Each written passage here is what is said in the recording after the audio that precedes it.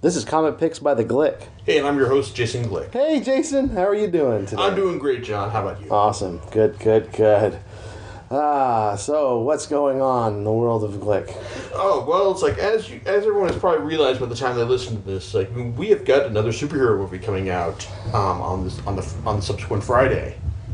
Yeah, we've got Iron Man 3 coming out. Now, I've heard good things about it. We're certainly looking forward to seeing it when it comes out over the weekend. And, it's like, because we got the movie coming out, it's time to do another podcast related, talk about the comics related to it.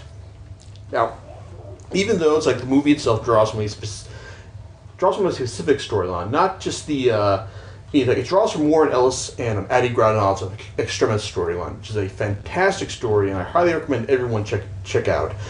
I decided to devote this podcast to talking about a particular run of the series, one that I've been talking about for quite some time. This is basically the Matt Fraction Salvador Larroca run has been running since the original Iron Man came out.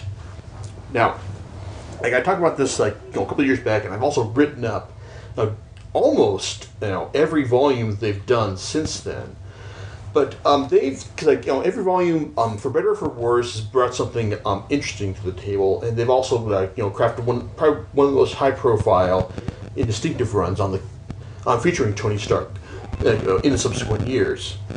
Now, their run can basically be broken up into two distinct parts. You've got, let's call it the world's most wanted era, and then in the modern heroic age era. Because when the initial series launched in the wake of the first movie, Fraction threw out a storyline called Five Nightmares. Basically had Tony Stark in the current continuity, basically as director of S.H.I.E.L.D., taking down an opponent, Ezekiel Stane, son of Obadiah Stane, played by Jeff Bridges in the original movie, and basically taking an attack on modern day terrorism right there. So I mean, you've got and also you rejiggered supporting cast to focus on familiar supporting characters such as Pepper Potts, it's like and also Maria Hill from who was a big deal, who still is a big deal in the in the modern S.H.I.E.L.D. S.H.I.E.L.D. continuity.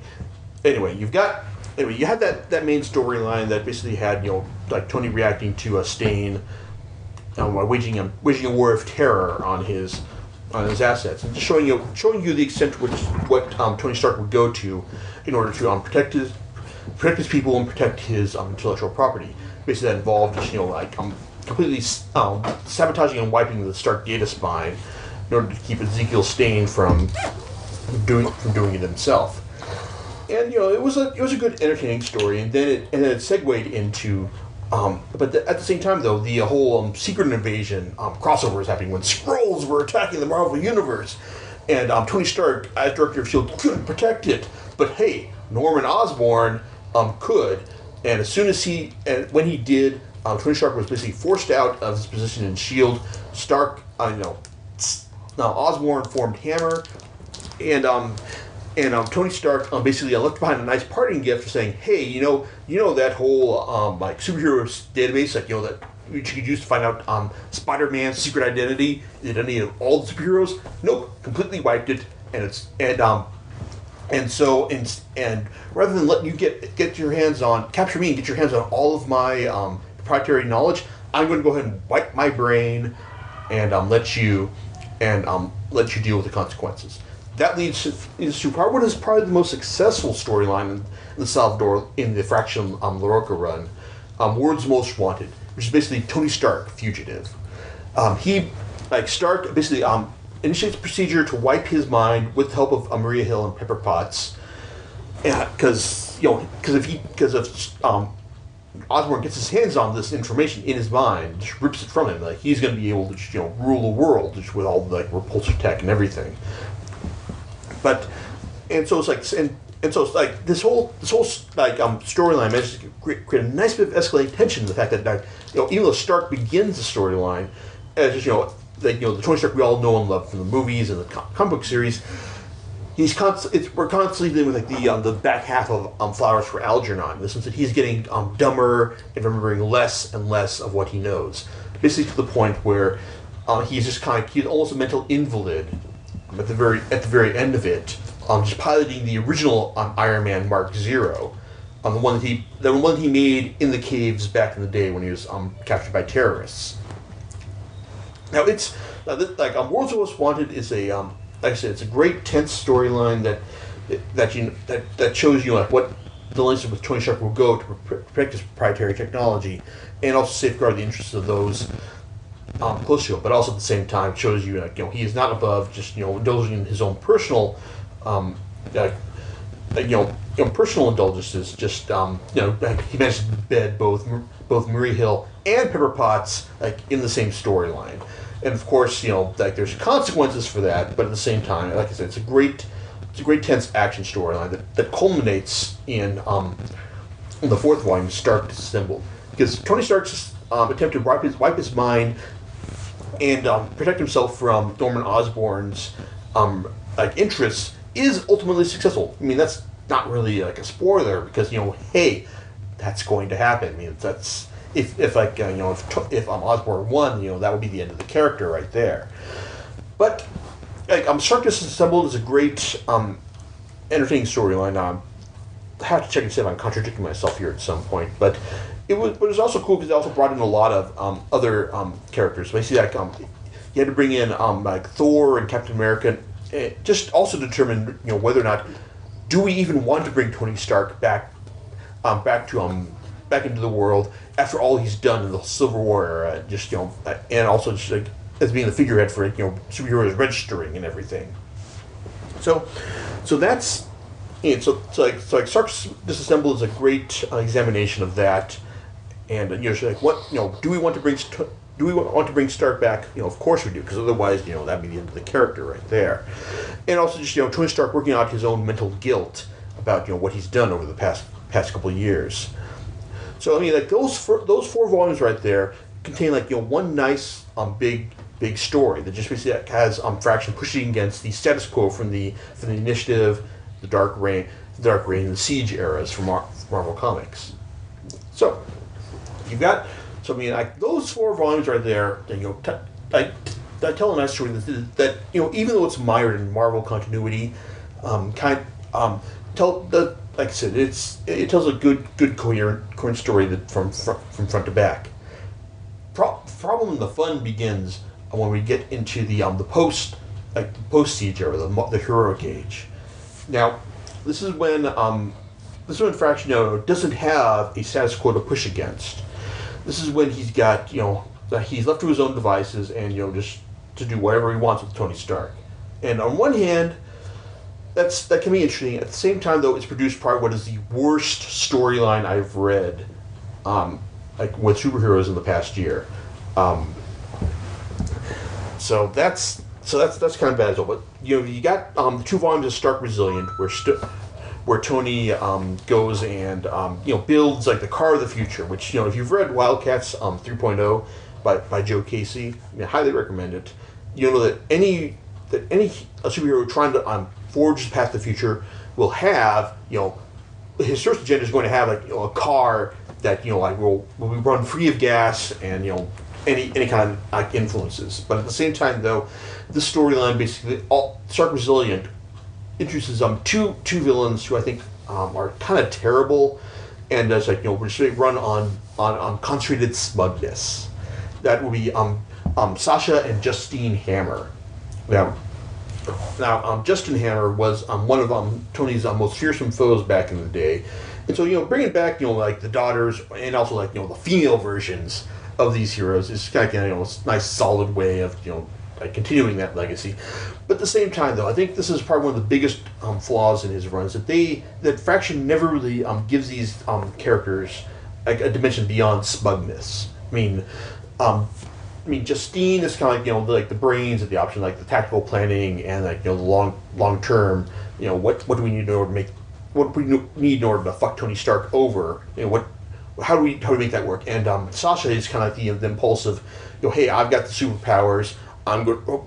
I think we just go ahead and take Tony Stark out now and embarrass him in public, type approach. But at the same time, they're not very likable, and at the same time though, any joy in entertainment that comes from these characters basically comes from just seeing them lose or just be stymied in some fact.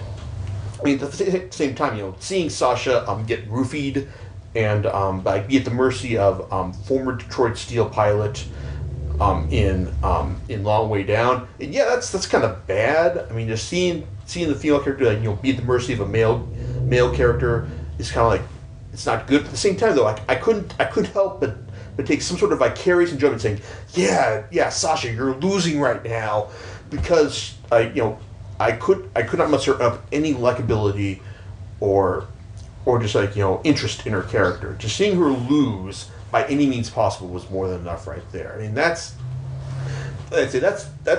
on Fraction right there, and that's kind of like the problem with the second half of his run, because he's kind of like, it's like left to his own devices. Fraction is kind of like winging it, for lack of a better word. I mean, the 2 volumes of Stark Resilient, it basically shows Tony Stark working on the car of the future, and also giving Pepper Potts back her repulsor unit so she can become the superhero known as Rescue. Then you've got the storyline. Then you got the collection on My Monsters, which basically is Fraction's pitch towards his take on the Mandarin, which is Tony Stark's arch villain, played by Ben Kingsley in the new movie. So, thing about the Mandarin. So I never bought the Mandarin as Tony Stark's arch villain, because for Stark to be have a real arch villain, Iron Man has always been to represent the future or the bleeding edge of technology, and he also represents being used in the right way. The Mandarin kind of represents a weird, bizarre sci-fi yellow scare version of that, with his rings that can influence people's minds and warp reality in the way that he wants. And I don't think that really represents the right villain for Tony Stark. The right villain for Tony Stark would be someone who basically uses technology in his own way, just to basically manipulate the future control the future in his own manner.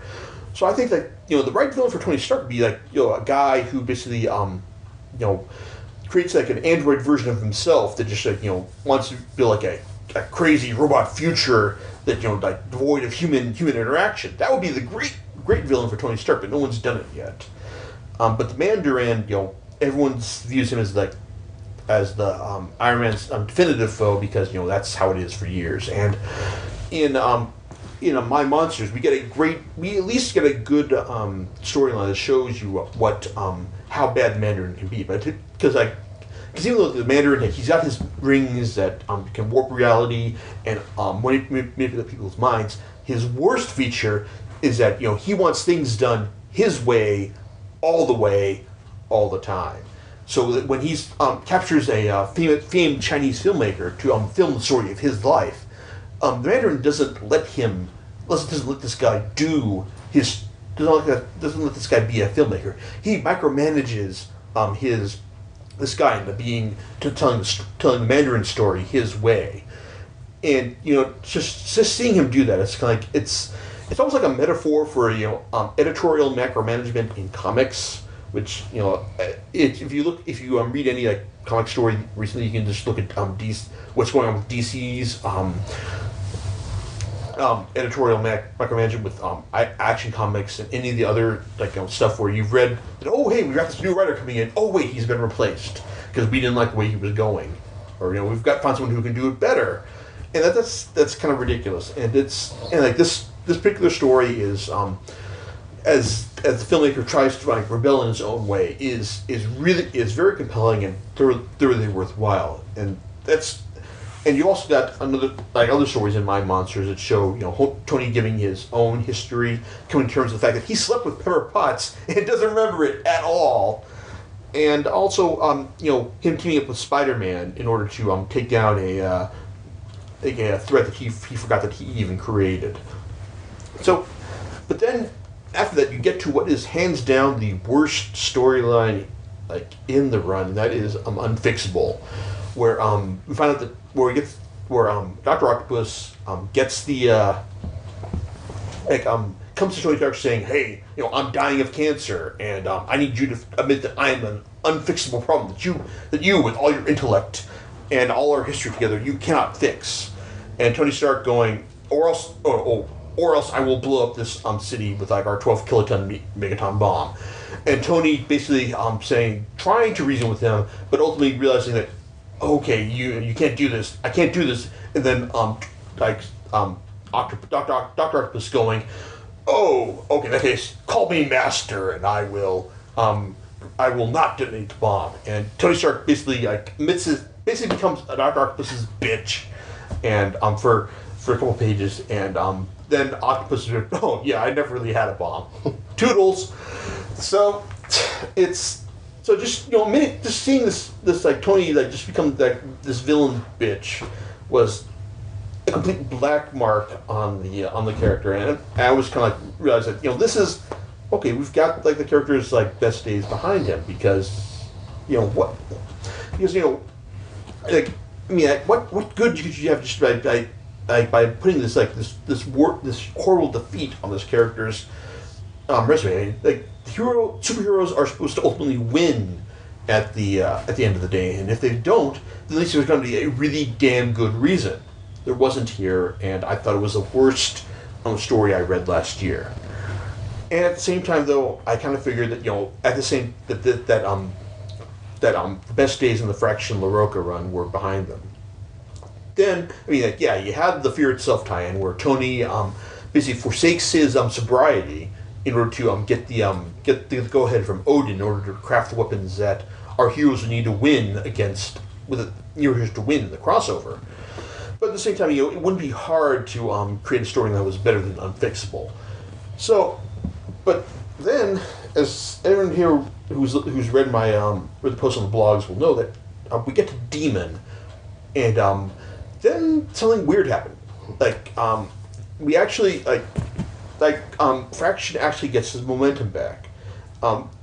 Demon is basically their take on the whole Iron Man because Ezekiel's scene is teamed up with the Mandarin at this point, as well as the Hammer sisters as well, the Hammer mother-daughter as well, and they've got and so they're working together to take out the bad guys, to take out Tony Stark. But at the same time, though, the Mandarin is also just exerting his own micromanagement against Stain, who's working for him. And seeing Stain suffer at the hands of the Mandarin, basically managed to create this bit of great Schadenfreude, like joy to misfortune of others. Seeing Stain suffer basically added a nice dimension to his character that actually generated sympathy for him that I wasn't expected to feel at any time. So there was that, and so I was looking, and then but also it's the storyline that basically has them pumping up Iron Man's villains. You've got the whole, the hero's villains come back bigger and better and forward to take him out, and it ended with with the supposed death of his best bud and War Machine, Jim Rhodes. But at the same time, though, we realized it was revealed that he wasn't actually dead. This is also part of Tony's big plan to turn the tables on Stain and the Mandarin. That continues in through Long Way Down, which culminates in which basically has Tony Stark in public, or not really in public, basically effectively giving up his being Iron Man to the U.S. government, but it's done in a way in the sense that you've got that Tony Stark has a plan, and he's got all this shit on lockdown. Even at the very end, when Mandarin pulls the whole I'm going to make Tony Stark my bitch again, you're still with the feeling that hey, Tony Stark has a plan. We're going to see how this plan plays out in the future.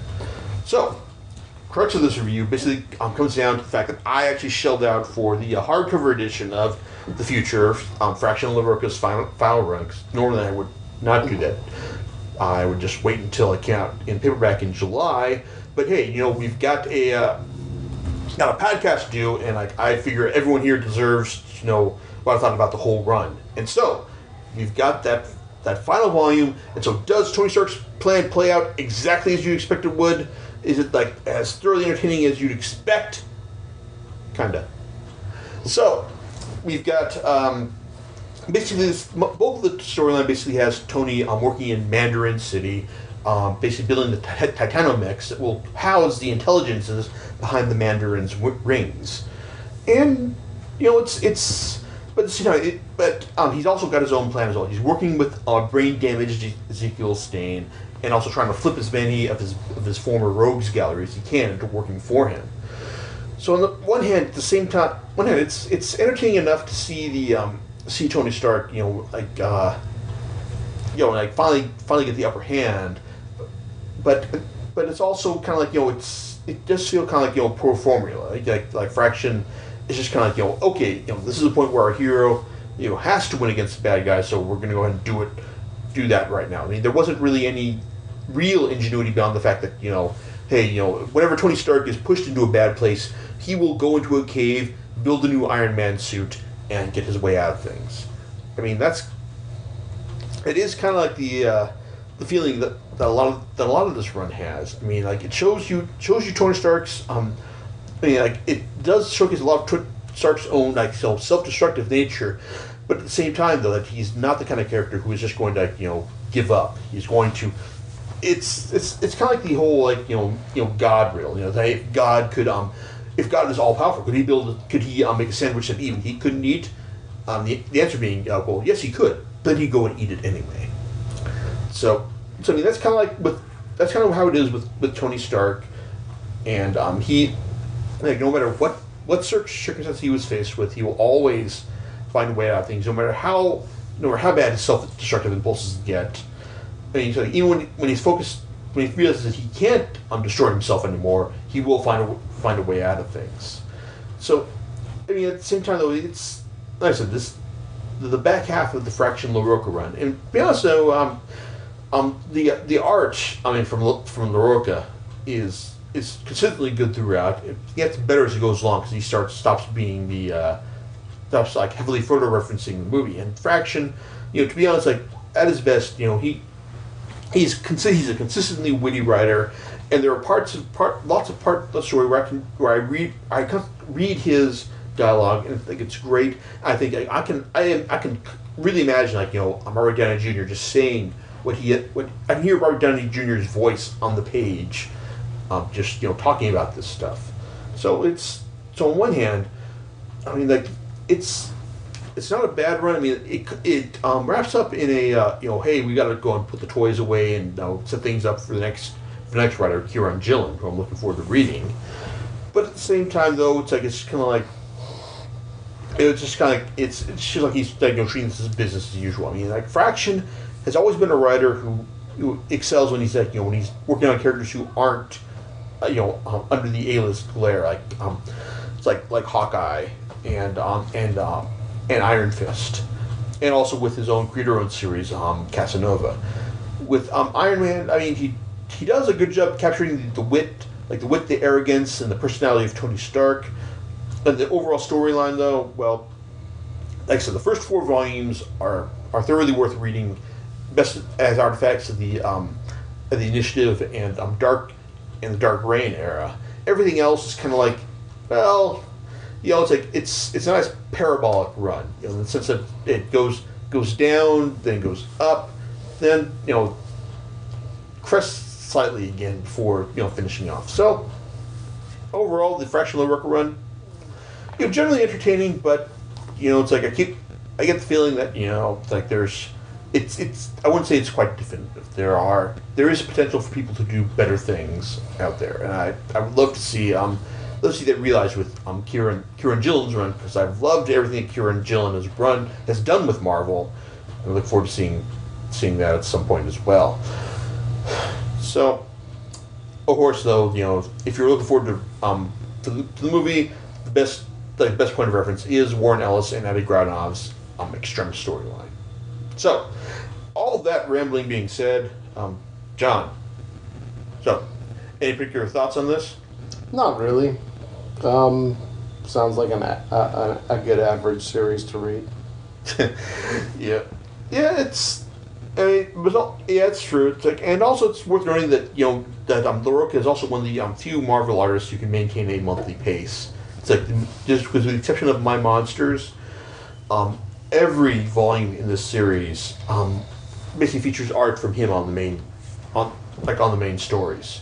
So I mean, it's like So if you're looking for a great, I mean, the consistency of the series maintained with regards to its writer and artist is, I'd love to see this maintained with other series, but at the same time, it's overall, it's overall not bad. Like I said, it's one of the few series that, like I said, maintains a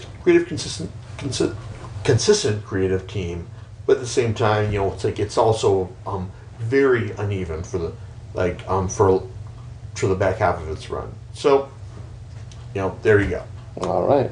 Well, do you have any idea what you're going to talk about next time? No clue. In fact, I don't know. It's like I'm sure I'll find something, but it's like it's a mystery to me right now. All right, it's a mystery, ladies and gentlemen. All right, and we'll talk to you next time on Comic Picks by the Glade. Laters.